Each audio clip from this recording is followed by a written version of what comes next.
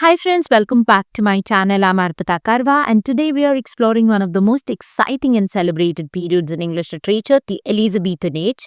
Those of you who've been following my channel for quite some time must be aware that I'm doing a particular series in which we are looking at different ages in the history of English literature.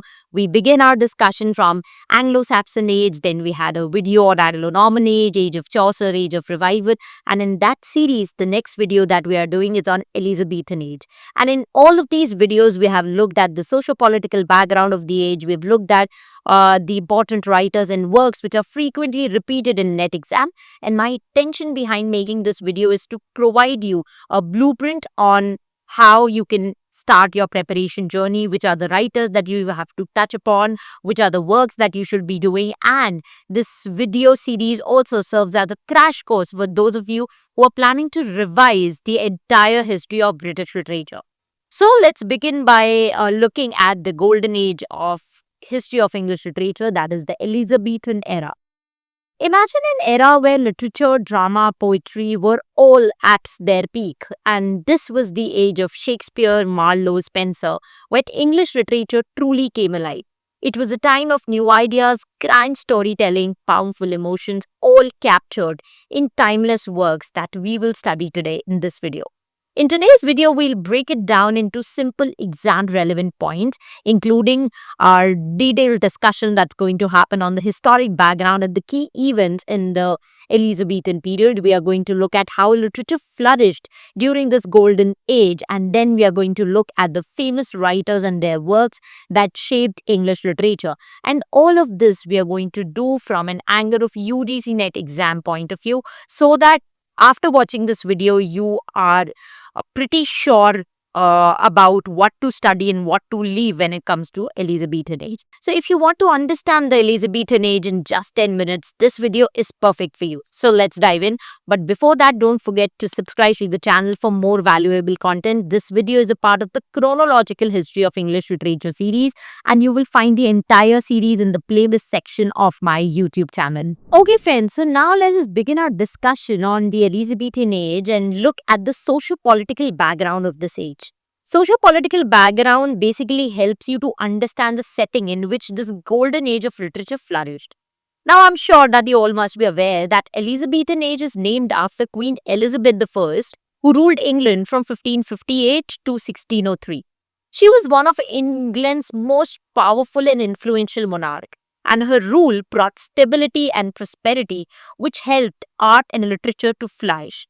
Before her reign, England faced a period of religious and political turmoil that we have discussed in the Age of Revival when we were talking about the 100-Year War. But under Elizabeth, there was a relative peace, allowing writers, poets, and playwrights to focus on their creativity instead of war or political chaos. Now, if you look at Elizabethan period, it is often known as the Golden Age of England. Why? Because in this period, people saw remarkable growth in trade, exploration, and arts. This was a time when England started expanding its influence beyond Europe. Famous explorers like Sir Francis Drake, Sir Walter Raleigh, they set out on voyages, helping England become a global power. At the same time, London, my friends, became a cultural and commercial hub, attracting talented writers and performers who would change the course of English literature. Just like we have Bombay or Mumbai, which is said to be the financial hub of India, which is said to be a place where artists, writers, theatre, cinema flourishes. Just like that, London became a cultural and commercial hub. Now, Elizabeth period was part of a larger movement called the English Renaissance. Now, what is Renaissance? Renaissance is a period of renewed interest in classical learning, humanism, and arts. People were inspired by the great works of ancient Greek and Roman time, leading to a surge in artistic expression.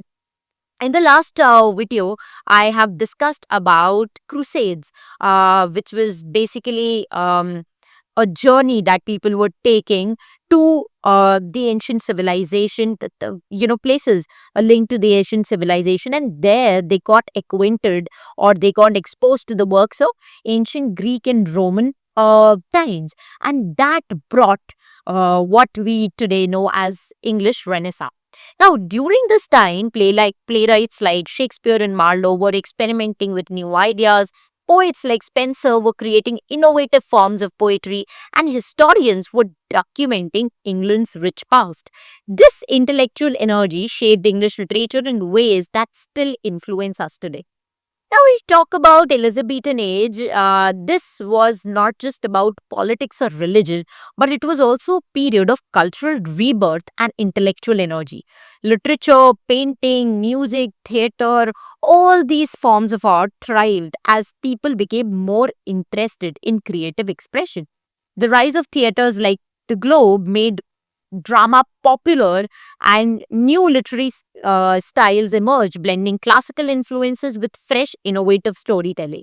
This reminds me that I have done a proper series of vlog wherein I have visited different places in London, specifically if we talk about the Globe Theatre, and I have tried to give you a visual retelling of how it was to perform at the Globe. So you could check out those blogs, which is there available in the playlist section of my YouTube channel.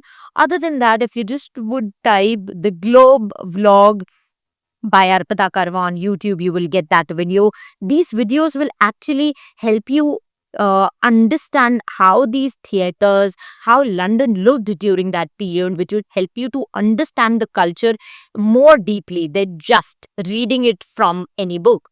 Now, before moving on, did I mention that I've created a special PDF that summarizes this entire video and provides you with exam ready notes? You just have to drop a message on the WhatsApp number that is flashing on your screen, or click on the WhatsApp link that's there in the description box, and I'm going to send the handy PDF right on your phone. Now that we have understood the socio-political background, let's move on to the literary characteristics of the Elizabethan Age. This was time of immense creativity, experimentation, and artistic brilliance. Literature evolved in so many ways, setting the foundation of the English literary tradition. Now, if we talk about Elizabethan Age, it was a part of the broader English Renaissance. As I discussed before in this particular video, it was a time when literature flourished like never before. Writers moved away from medieval themes and embraced humanism, classical learning, and artistic innovation. Some of the greatest writers in English literature were produced in this period, specifically in drama and poetry. Writers such as William Shakespeare, Marlowe, Ben Jonson became legendary for their plays, while poets like Edmund Spenser made their mark with masterpieces like The Fairy Queen. Now, this era wasn't just about entertainment, it was also a time of intellectual growth. Writers explored themes of love, power, ambition, human nature, which made their works relevant even today. So they were just not making, you know, plays about fun, comedy, things which would entertain people. They were actually tapping into the most essential themes that are relevant across generations. Now, friends, if there's one thing the Elizabethan Age is known for, it's the theatre. Now, this period is often known as the Age of Shakespeare, and for a good reason. Theatres became hugely popular during this period, and the most famous one was the Globe Theatre in London, being a major cultural hub. Playwrights like Shakespeare, Marlowe, Jonson took drama to new heights, creating powerful tragedies, comedies, and histories. Plays were written in blank verse, which is nothing but unrhymed iambic pentameter, making them more expressive and natural sounding. Now, the themes that were explored by these playwrights in Elizabethan era included love, betrayal, ambition, revenge, and you will also see some element of supernatural kicking in, making these plays deeply engaging for audiences. And drama was no longer just religious or moralistic, because if you look at the age of Chaucer or age of revival, drama or literature in general was connected too much with religion. So it was either praising Christ, or it was about Christian stories or biblical stories. If you remember, age of revival and age of Chaucer was all about miracle play, mystery play, morality play. So there was a big break from those kind of plays, and now the drama instead emerged as an art form that reflected human emotions and societal struggles. Now you must be wondering, why is literature flourishing so much during this period? One key reason for literary explosion of the Elizabethan age was patronage.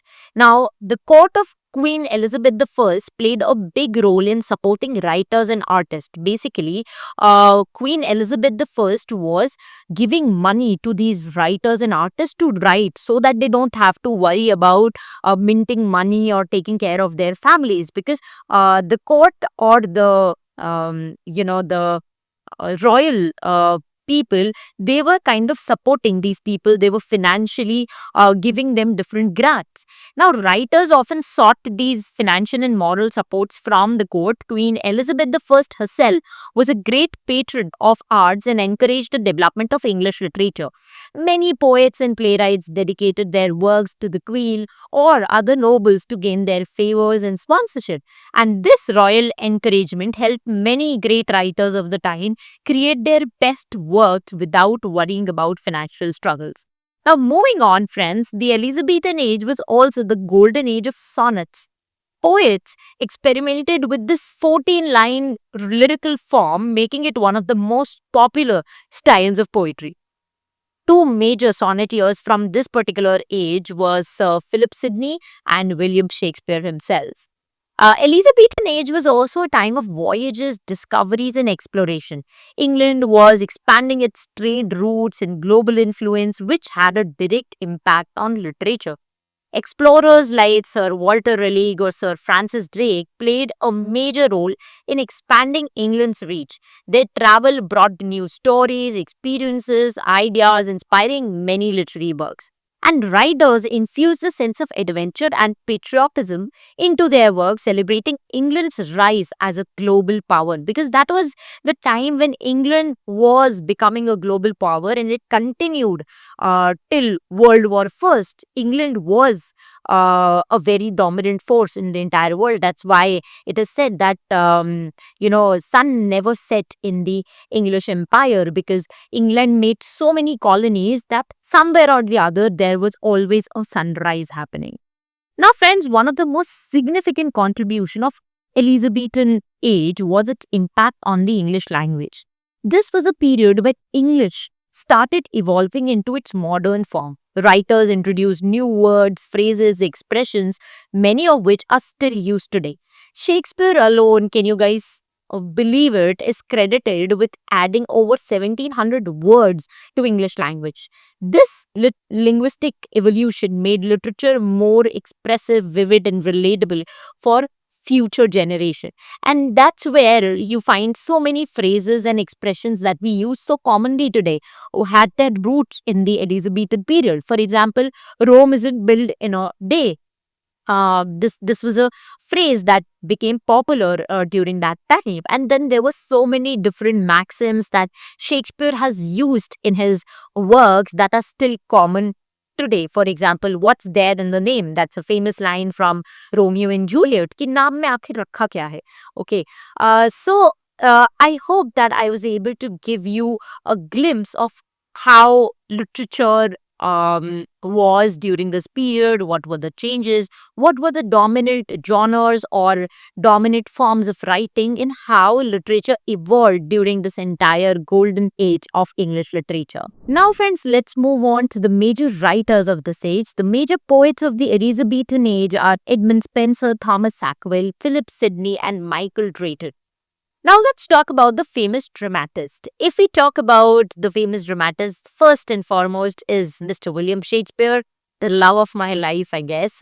His works include tragedies like Hamlet, Othello, comedies like Midsummer's Night's Dream, history plays like Henry IV.